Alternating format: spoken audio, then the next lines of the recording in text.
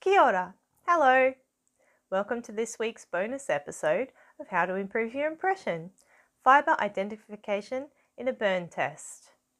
This is a short video intended to assist reenactors to identify what fibres are in any piece of fabric that they may have. The burn test is a quick and easy way to narrow down what fibre your fabric is made from. This is really important for historical reenactors because artificial regenerated fibres did not exist until the 19th century, with synthetic fibres being introduced in the 20th century. Synthetic fibres and synthetic blends are also really sweaty and uncomfortable and are generally not an addition that will enhance your historical outfit. Of course, there are other sources for this information and you should go there too, but this one is specially made for you history fans. Firstly, some basic background fibre knowledge. There are pretty much 3 basic types of fibres used in fabrics, categorised according to their composition, not their method of production. A burn test will help identify what fibre your fabric is made from. 1. Protein fibres such as wool, silk, fur, cashmere, alpaca, angora, mohair, feathers and actual hair. 2. Cellulosic fibres such as cotton, linen, hemp, jute and ramie, which are all natural cellulosic fibres, and rayon, modal and acetate and other similar ones, which are all regenerated cellulosic fibres. 3. Synthetic fibres such as polyester, nylon, spandex, polyamide and acrylic, and there are others as well. Now, before you do a burn test, check for a content label. Obviously. No, really, I've forgotten to do this. To actually do the burn test, you'll need a tiny swatch of fibre or fabric to burn and a match or a lighter. You'll need to take proper fire safety precautions to ensure that neither you nor any property comes to any harm. Highly recommended is a fire-resistant container to drop the burning sample into and a pair of tweezers in which to hold it as it burns, as a minimum. I'll now go through the 3 different fibre types and how they react in a burn test.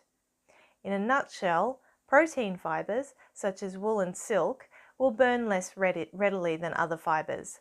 They pretty much burn like hair and they smell like it too. The flame will usually self-extinguish, leaving a dark bead that can be easily crushed between your fingers. I'm now going to burn test a sample of wool. Here we have our tray, fairly fireproof. I don't have tweezers because I've done burn tests a whole bunch and I'm fairly confident that I won't burn myself.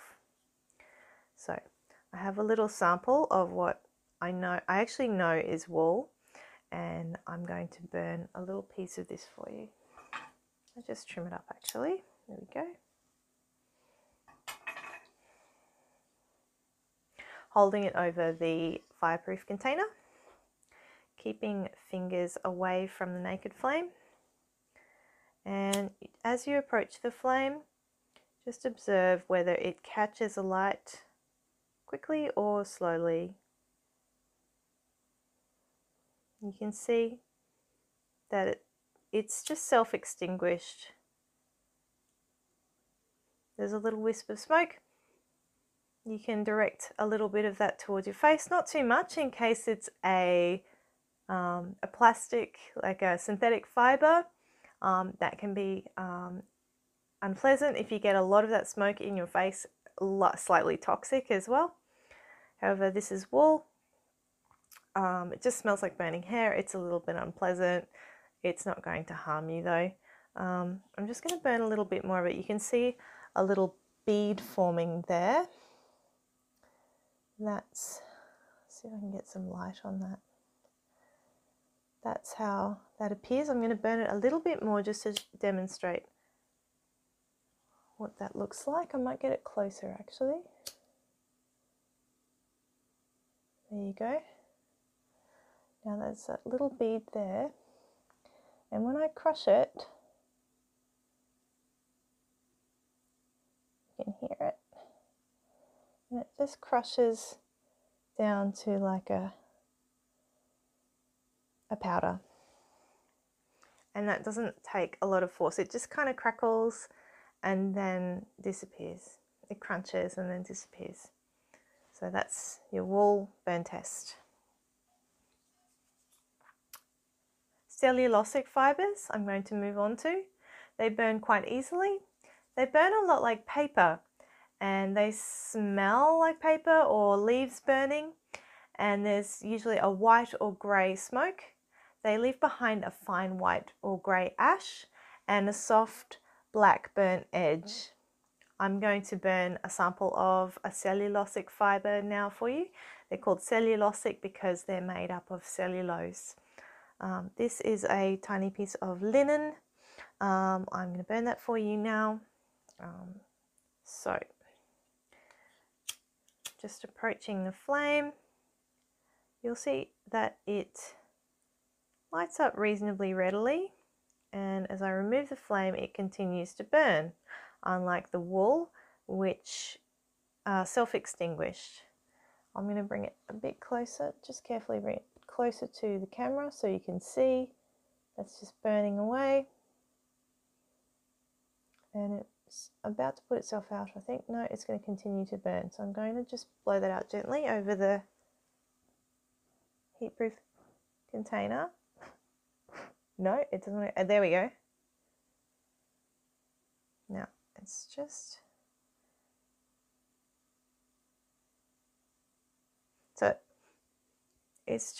the ash now, and you've got some smoke coming off it. It smells just like paper, but I just want you to see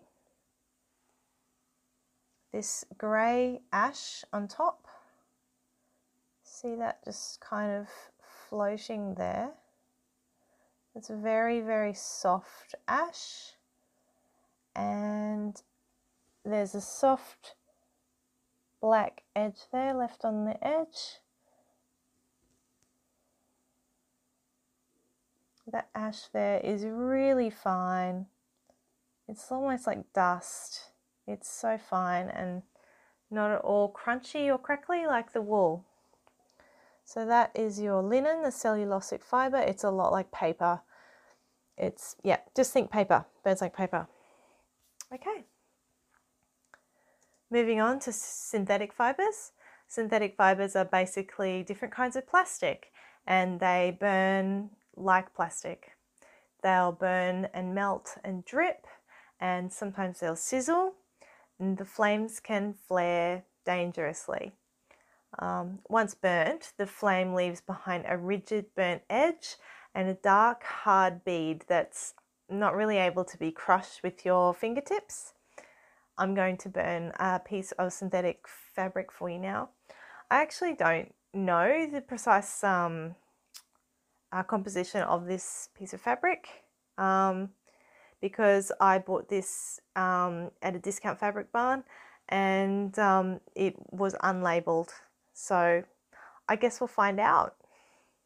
I'm pretty darn sure it's a synthetic though. Now I'm just going to have to exercise some caution. I'm fairly sure it's polyester. And I'm almost certain it's not going to smell nice. I'm just going to trim it a bit for safety. I don't like these little fuzzy bits on the edge. They look like a bit of a hazard, so I just want to have a nice long bit sticking out and not too close to my fingers. Okay, I'm going to give it a go. Wish me luck. Now, approaching the flame, and I'm keeping my fingers well clear because this stuff can drip. You can see it shrinking from the flame and it's already starting to melt. Now, it is burning like mad. That bit of smoke that's just wafted off it, it smells kind of just like burning plastic. It's a little bit of a fruit kind of smell, but like a bad. bad plastic fruit, you can already see there's a bit of melted plastic on the edge of that fabric there. Sorry, Homer. Okay, we're going to do a little bit more. Smells terrible. I can tell that's plastic. Look at that. See, there's some napalm already. Okay, that's enough. So now I have plastic on my baking tray. And that's pretty much confirmed for me that by this hard bead, and then like that is a really hard plastic bead there. That's pretty much confirmed for me that that is absolutely a synthetic fiber. That is really hard. I can't crush that. Yep. Now, if you burn test something and you get mixed results, in other words, it seems to be a mix of the above characteristics that I've just demonstrated, what you have is probably a blend of fibers. The more the results of the burn test conform with the burn characteristics of a particular fiber, the higher proportion of the fiber in the mix. Of course, there can also be chemical finishes that are added to certain fibers that confuse the results, but the above is a good general guide. Sometimes if you're out thrifting and you ask very nicely, a charity store will allow you to take a small sample of fabric or yarn outside the shop to burn test. Sometimes you just have to buy the thing and burn test it when you get home, or else just leave it in the shop. There are of course other ways of identifying fibers, but the burn test is a really simple and helpful one. Once you've performed your burn test, try to deduce what the fiber might be with other means. For example, if your fiber is a protein fiber, is it silk, wool, or maybe cashmere or something else? Some animal fibers were used in some historical time periods and not in others. Some small substitutions can reasonably be made, while others seem really obviously out of place. Use your expert historical knowledge of fabrics and your own personal standards of accuracy to discern. Cotton and linen and some rayon can be a bit hard to tell apart at first, but after a while you begin to learn the difference, and I urge you to consult other textile resources to discover more about that. I've just put a few quick links in the doobly-doo down below to get you started, but you can probably do much better with a bit more poking around. Regarding the use of different fibers, as I've said before, in general, and this is the simplified version, in the medieval period, wools and linen were in very common use. There's also evidence to support the use of cotton, and silk is appropriate for middle to upper class impressions in appropriate amounts. If you were to reenact in a hot climate, I would say stay away from any synthetic blends, especially for a whole garment, or you'll be living in Sweat City. The exception might be if you're making a purse or such from a particularly stunning and accurate looking brocade that has an amount of synthetic fibre in it. Even some historical fabric reproduction suppliers these days use synthetic fibre in their products. If you must wear wool in hot weather, then stick with 100% wool or wool blended with cellulosic fibre, not synthetic fibre, in the lightest weight you can get away with while maintaining historical accuracy. Guess what? People dressed to the weather in the past too.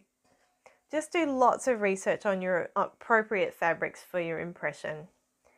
If you live in a cool climate, perhaps a small amount of synthetic fibre blended into your wool fabric is acceptable, provided you think you will still look authentic and be comfortable. Perhaps a 90-10 or an 80-20 blend might be okay. Remember, folks who are hanging around campfires, protein fibres are the most naturally fire resistant, as you've seen, difficult to ignite and self-extinguishing. Cellulosic fibres will burn easily, quickly and hot. Synthetic fibres burn hot and fast and will melt into your skin. Safety first. Here are some examples of fabrics for my medieval impression that I needed to burn test before I could confidently use them. Here are some examples of fabrics for my medieval impression that I needed to burn test before I could confidently use them.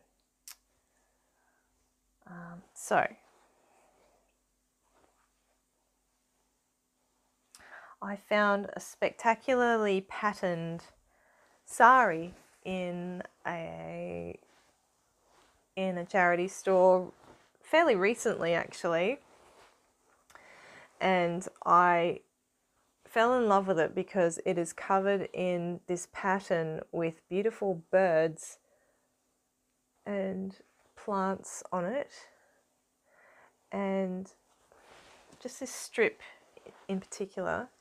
I thought I can use that, not the paisley unfortunately, but this part with the birds on it I can use to make late medieval pouches and perhaps other small items. But because there are some really quite remarkably good imitation silk saris, I wasn't initially sure whether it was silk or imitation silk. So I had to burn test this one. So it turned out that it was real silk, so happy days.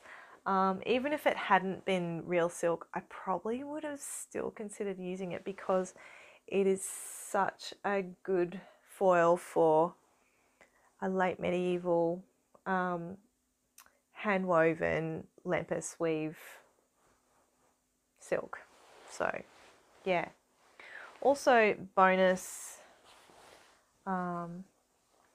hand-woven cream silk with powdered decoration throughout, which if I do some research I might be able to use that as a garment lining. I'm not sure, we'll have a look at that, but yeah, the birds definitely. This piece I got years and years ago when I was working for a designer, and they were having a fabric sale to their staff.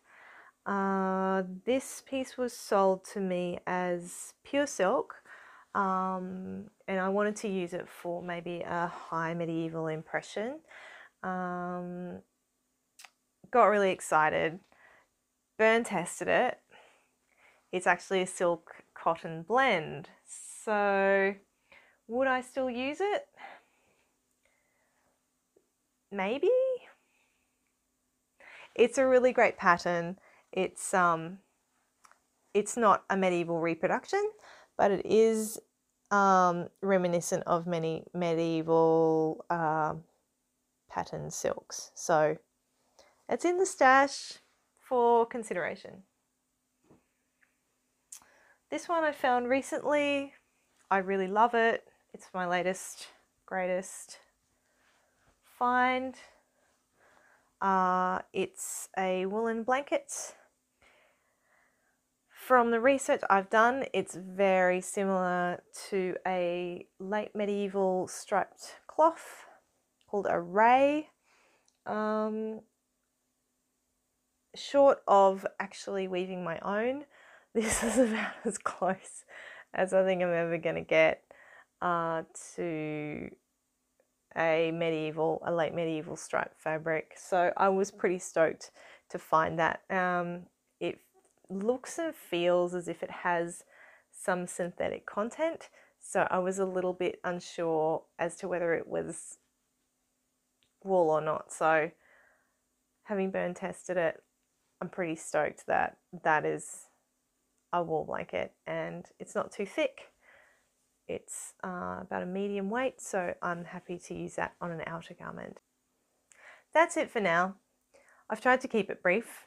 Check out the links below for more information. Please remember to like, comment and subscribe, and stay safe, have fun and keep reenacting.